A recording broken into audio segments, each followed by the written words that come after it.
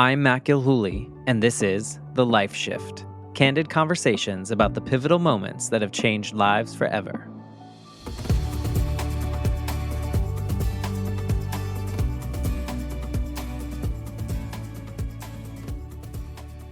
Hello, my friends. Welcome to day 13 of 30 days, 30 episodes on the Life Shift podcast. This is a bonus series in which I am challenging myself in November 2024 to do 30 days in a row of daily episodes. And I got a question the other day of like how many I have planned and do I pre-record anything like that? And my goal is actually to show up every single day and record on that day, edit and release it within like an hour or so from when I recorded it. So when you are listening to this, it probably already happened in the past, but just know that I had no idea about 20 minutes before I started recording this of what I was going to talk about.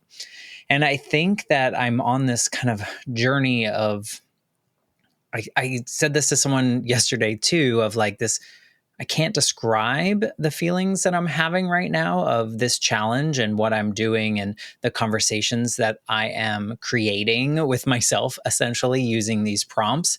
And also on the production side of kind of like what it's doing. It's like this groundswell of some kind of emotion or feeling that feels like it's in a positive direction. And so hopefully I can put some words to that soon to really understand what this little experiment, if you will, is doing for me. So on day 13, again, I really don't have a prompt here on this other screen that I'm looking at. But earlier, I was listening to a former guest's podcast.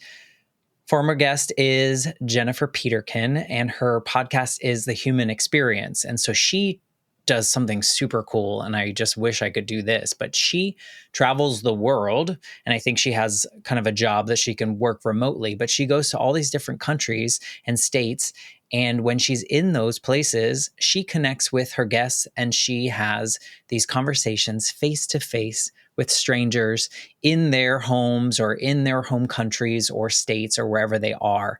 And I just think it's so fascinating, and you can see in all the episodes, like she has where that was recorded. And it's just a really cool concept and I love it. And she has similar conversations to what I do on the Life Shift podcast outside of this little bonus series. And so I was listening to one of her episodes from a few weeks ago, and she was talking to someone in England, and she was talking to them about the coaching work and the stuff that they do related to food and food addiction, if you will, maybe not food addiction, but like disordered eating and those kind of unhealthy relationships with food and why we do it, what we seek out and restrictive diets and all these kind of things. And so it had me really thinking, because towards the end of the episode, they started talking about how you naturally think about women and what they face as it relates to society standards and eating and all those kind of things. And so I thought, well, perhaps I can bring up a conversation that doesn't get talked about as much. And that is that guys also face this disordered eating disorders, body dysmorphia, all these issues that come along with it. And so for myself, since I was a kid, probably around 12 or 13, I have had a relationship with food, if you will. When I was about 12, I would say that I was maybe 25 pounds more than I am now at 40 something and about 6 or 7 inches shorter. And so I was heavier. I was quote unquote obese level, but I was a kid and I wasn't too active or anything like that.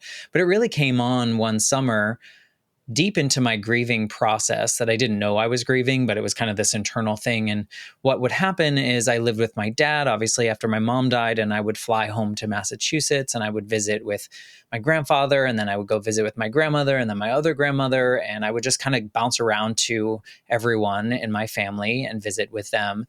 And obviously it was all the fun and games, right, over summer. And one particular summer, I think pretty sure I gained about 40 pounds that particular summer because I was just getting ice cream every night and I was having seconds and I was having all this stuff. And I think a lot of that was like trauma informed and just like kind of stuffing that down. And that really started my unhealthy relationship with food, because when I got home, I had to confront the fact that I had gained that, and my father had noticed, and I started to feel a certain way about it, and certain things were said about me and my body weight and the things that would come from bullying and all that fun stuff. So that, like, at 12 was when I started to restrict my food. I went on Slim Fast, if anyone remembers that. I think it's still around. And I would like try my best to avoid eating as much as possible, and not necessarily starving myself, but really restricting things, and really started to count calories and count the things that I was eating and how much of it, and really pay attention to that. And then try to do like exercises at home that I could, and really started attaching myself to this body image and the struggles that I had to kind of find my way out of that. And that kind of went through all sorts of phases, in which there were periods in which I had lost a bunch of weight and I got a little taller. And so then I was a little thinner. And then I was like, oh, well, I'm going to go the other way, and I'm going to eat too much and I'm going to gain weight. And it was this back and forth, back and forth, back and forth, always with this looking in the mirror and seeing that 12-year-old who was overweight. And so it wasn't very healthy at all. And I would binge eat, never did the other part of that sometimes comes with that, never purged or any of those things. But I would just then feel really guilty after eating a ton in this particular, whatever the snack was. Or I would, see what the serving size on something was, and then I would put that number aside on the table or the plate or whatever. And then I would sneak, nobody was watching, but I would sneak extras and eat those, and then convince myself that those didn't happen, or that didn't happen. And so it became this really super unhealthy obsession, if you will, with body image, dysmorphia for sure, and just an unhealthy relationship with food. And then in my 30s, I was like, okay, this is enough. I just can't go this yo-yo unhealthy process. Like, I wasn't lifting and I wasn't doing these things to be healthy. So I went the other way. So then I started working with a trainer.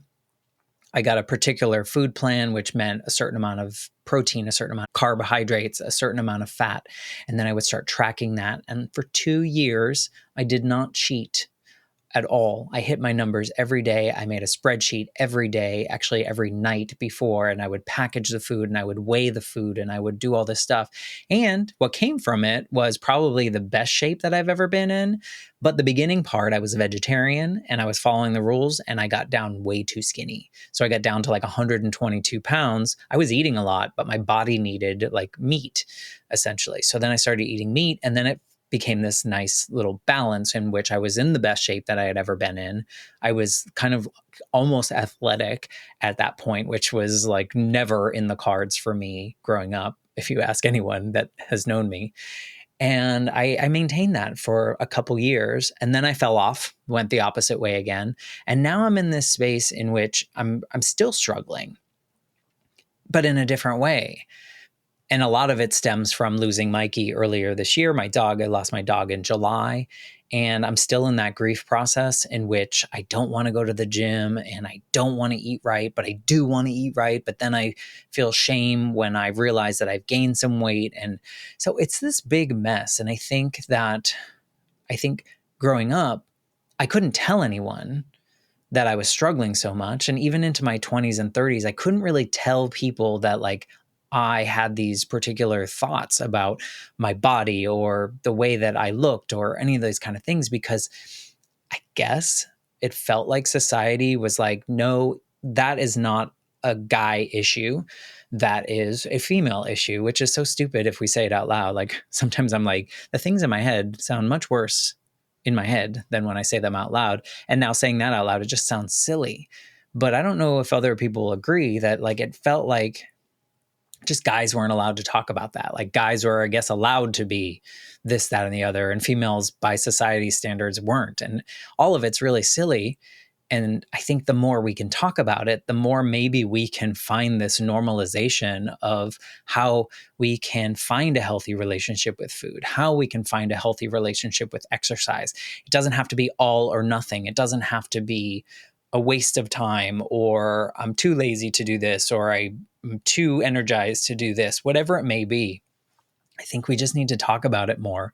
So here is my full admission to the fact that I do have a struggle with food, and it is something that is regular in my life. It's not worrisome to me, but it is something that I'm never not thinking about. It's always top of mind, whether I am in a phase where I am eating anything that I want and really not caring about it, or on the other side where I kind of get too obsessive about it. So there is your confession for November 13th here in November 2024. I'm just a human, and I have flaws, and I have lots of mistakes that I've made along the way. And hopefully I find a new relationship with food that makes me feel empowered and makes me feel okay and not disgusted at myself sometimes, or not like I'm missing out on things because I'm trying to look a certain way or feel a certain way or whatever it may be. So here's to hoping.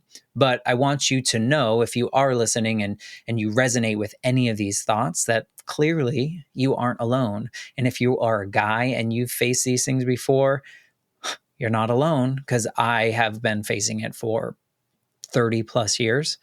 So just know that we're all human and we all have our things, and our things are okay if we're not hurting other people, and hopefully we're not hurting ourselves. I think when we have the awareness and we're thinking about it, we are in a better space than ignoring it and pretending it doesn't exist. So if you need to reach out, connect with me, talk about anything, please do that. I would welcome that. And hopefully this wasn't too depressing, but I do want to say thank you to Jennifer Peterkin for bringing this up with her guest on her podcast and talking about it so openly, and also inviting me into the conversation via these particular daily episodes. So that being said, this is the end of day 13. Don't judge me too hard, and I will be back tomorrow for day 14. Take care, friends.